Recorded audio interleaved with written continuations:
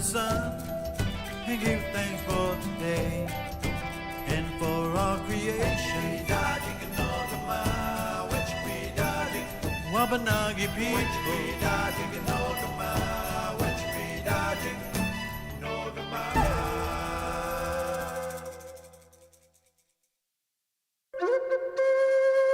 Mountains, vistas, forests,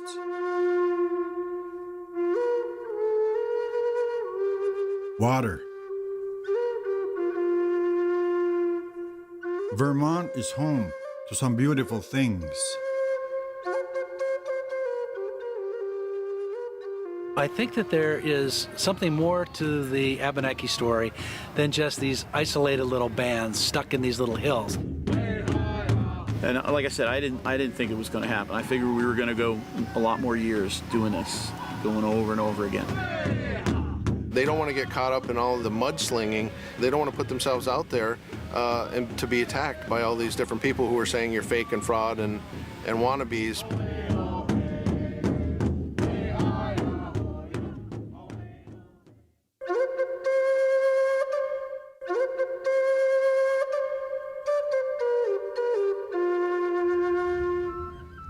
So who are these people in Vermont, and why would they endure so much adversity from so many directions? Basically, the way that anthropologists tend to think about the Abenakis, first would be one of the divisions, the 5 divisions of a group of people called the Abenaki, which includes, of course, the Mi'kmaq people, the Maliseet, Passamaquoddies, Penobscots. And then to the west of them is the least known group, which are called the Abenakis or Western Abenakis. The Abenaki also extended up into Canada. 4 of the main tribes in Vermont, Elnu, who is, like I said, down south, the Nulhegan band, which is our band, the Missisquoi, and then the traditional band of Cowasuk, were the 4 main tribes that came together to form an alliance to fight for recognition for our tribes and for our people.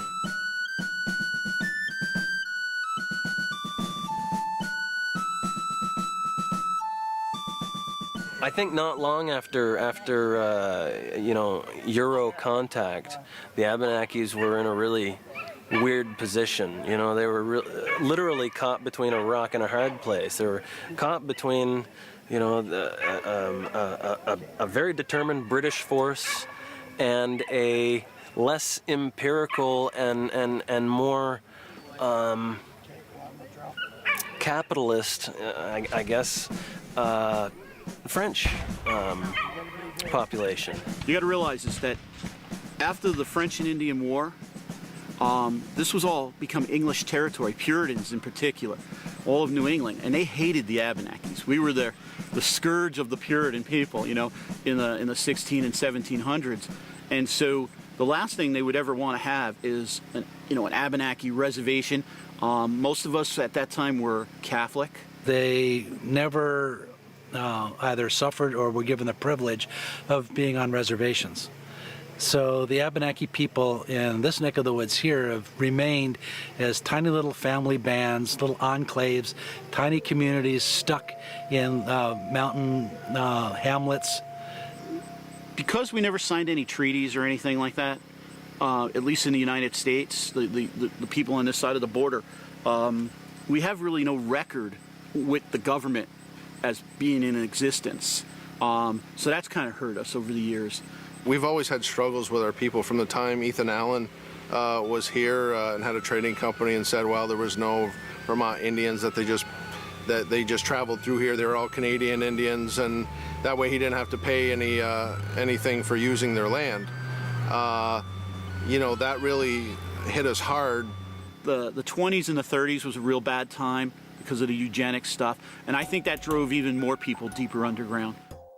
They were hunted by the state to be sterilized. There's a Sterilization Act in 1931 that basically anybody they thought was undesirable could be sterilized in the state of Vermont, and there's a lot of records on that. I think what happened was all these people during the 60s, you know, they seen all the black folks getting, kind of recognized and getting their rights and all that kind of stuff, the civil rights whole thing. And I think by the 70s, you started seeing people, the Abenaki folks starting to say, and a lot of Indian people, I think around the whole country, it's like, we've had enough of this, and they started pushing their stuff.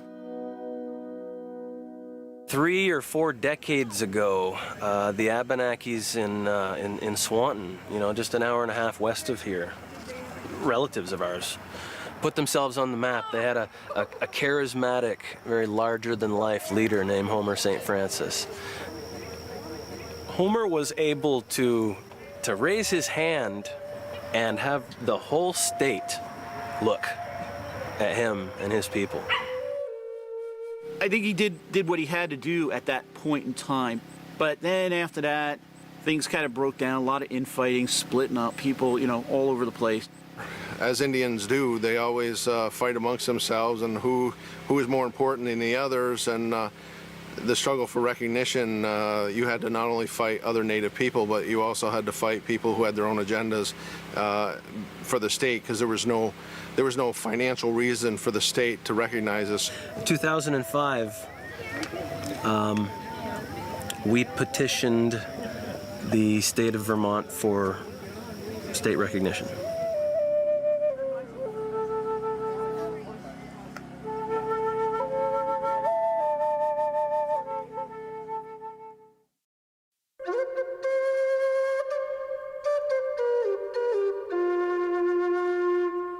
So the process for recognition in Vermont had begun. But what level of government should be pursued? What are the pros and cons? Also, what does it mean to be recognized? Federal recognition is granted by the United States government, by the BIA or the Congress, or an act of the President. And what federal recognition does is it grants sovereignty to a tribe, to a nation, to an indigenous nation. And it allows them to govern themselves within the law of the federal government. It cost about between $6 and $8 million for a tribe to get federal recognition today because of all of the politics, all the lobbying that's required, the huge amount of research. State recognition is when the state that you live in, that your community resides in, does the exact same thing. They grant you that sovereignty within their state, which really is no sovereignty, Some people like to refer to state recognition as cultural recognition. It helps to enhance or revitalize a culture that is in danger of loss. State recognition under the United States Indian Arts and Crafts Act allows citizens of state-recognized tribes to sell their wares as American Indian. So that checks off the needs to protect our artists from being touted off as a fake. Until about 1976, Governor Thomas Salmon of the state of Vermont gave the Abenakis recognition by executive order on Thanksgiving. And then it was taken away because it wasn't in statute. It was just given by a governor. And the sportsmen thought that we were going to be able to hunt and fish for free, and that gave them a whole bunch of, they have a huge voting block because a lot of people are hunters and fishermen. So the governor just revoked it with a stroke of a pen. The new governor, Richard Snelling, in February of the next year, 1977, withdrew recognition by this executive order. And so basically the Abenakis had no form of recognition at all. And it really wasn't until probably 1992, 1993, when a state senator, Vermont state senator from our capital in Montpelier, came to the Abenakis and said, you need to go for state recognition. And so that started the legislative phase, which went on from 1992, reached a kind of crescendo about 1995 and 96, and then was squashed by the then Governor Howard Dean, who was afraid of, if the Abenakis got recognition by the state, strangely enough, that they would then go for federal recognition and get land claims, take land away from Vermonters, set up a casino. And so the state of Vermont emerged as a ferocious enemy. So then there's been a struggle from that time up until about 2006. We finally passed a recognition bill for the Abenaki people, but at the last minute they gutted it and only recognized Abenaki people as a minority. Okay, so you were looked at as a minority in Vermont, but the BIA wouldn't accept that because you have to have recognized tribes. So in 2005, I get into it. Several of us get into this fight, this battle for recognition, and we decided, we made the investment, you know, the physical and the mental, the emotional investment to never give up. We will accept nothing less than outright recognition. We want no limitations. We want no proclamation, which doesn't mean anything. We want no resolution, which doesn't mean anything either. We want statute.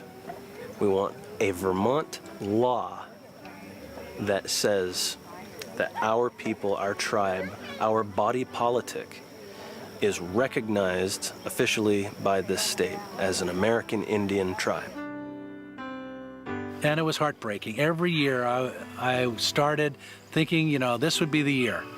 And it just never happened until, interestingly enough, Missisquoi went for federal recognition and was turned down for federal recognition in the early 2000s.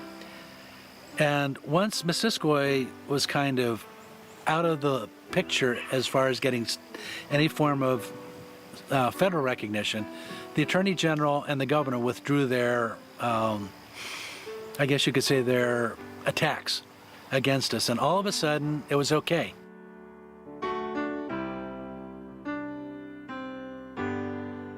Well, I think the day that we found out that our bill was going to be signed, there was disbelief, there was shock, there was, okay, waiting for the hammer to drop. Okay, is the guy not going to sign it at the last minute?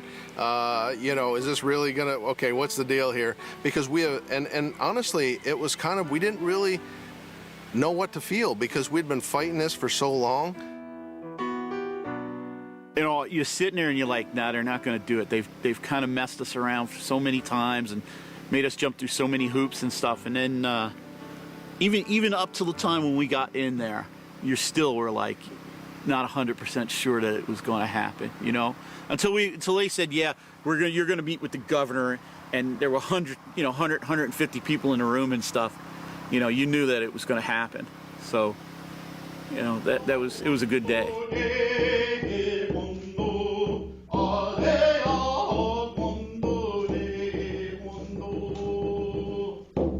We were with the governor. He told the story about his great grandfather being Native American and not being able to share that with people, and that was a touching story that nobody ever heard before. When my little girls walked down the living room, the fireplace of our house, they got to look at a picture, a black and white picture, of their great-great-grandfather, who is a tall, strikingly beautiful Native American man. He married my mother. She was white, so we could never talk about the fact that he was Native American, and we were told never to ask questions. So his photo stands in my living room as their tribute to an extraordinary man who could not talk about his identity.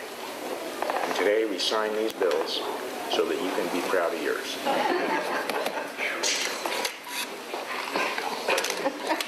Congratulations.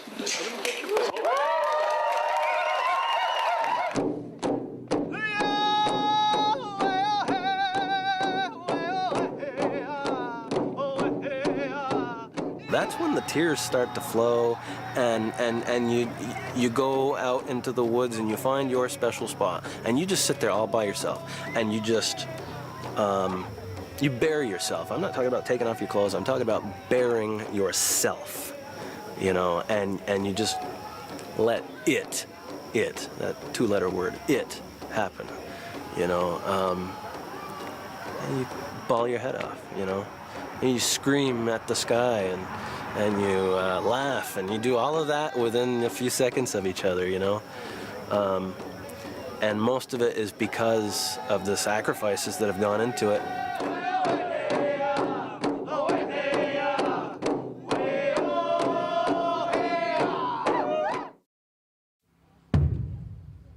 With the recognition of a tribe, there comes relief, hope, and of course everyone joining for a celebration.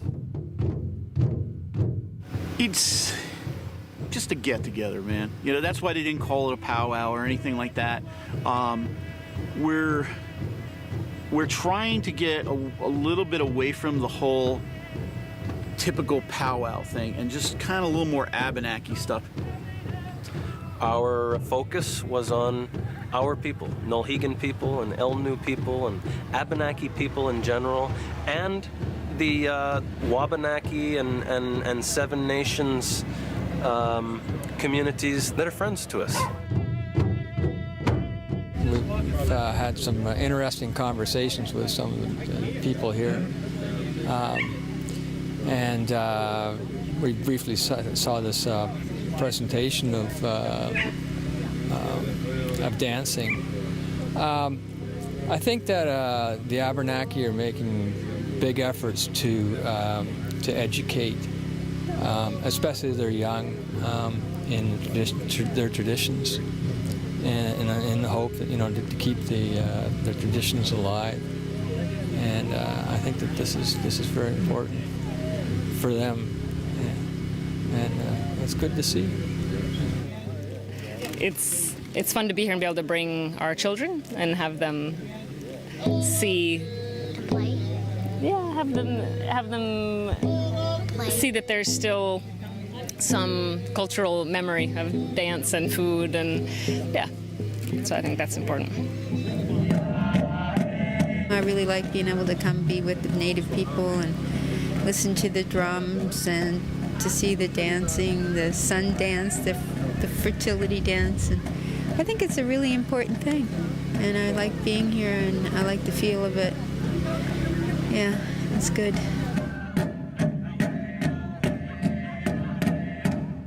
I talked to Luke a little while ago. He'd been a friend of mine for many moons. They have 100 acres here on this land, and I think it's very sacred. I wish they would have more gatherings here. It's a gathering. It's not a powwow, it's just a gathering, but when you go into that sacred circle, it's a lot of power there. I can feel it. We're celebrating who we are and just getting back down to the old rendezvous that people used to have, where native people and groups would come together and celebrate, talk about native things, and dance and worship and do everything like you would when you were traditional, and not get the commercial stuff out of it. And that's our main focus is to celebrate that, not the commercialism. All right, so what is the Abenaki world going to look like, you know, after I'm gone? Well, my hope is that all these different little bands are going to get to know each other. The last little bits of bickering between bands, I hope, will be gone, and people will live in peace and harmony.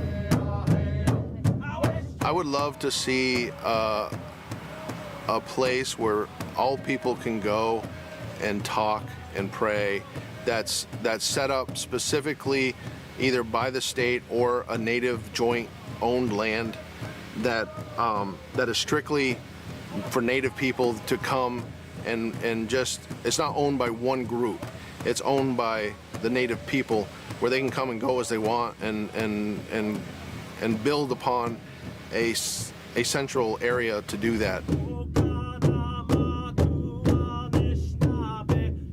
I would like to see all of the little children here learning the Abenaki language, our dialect of it, at a young age. I would like to see us on a path of self-governance. Yeah, That's what I'd like to see. Some of the big things I'd like to see is economic development for the people, you know, all of the Abenaki people in Vermont, New Hampshire and stuff. But also our language, bringing our language back more so than it is now. I mean, there's only probably about 6 speakers, maybe 7 speakers who speak it fairly fluent. Bringing back the songs, the traditions, I guess that's where I'm at with it, is trying to bring back as much of the old stuff. And at the same time kind of just live, you know, in the modern world too.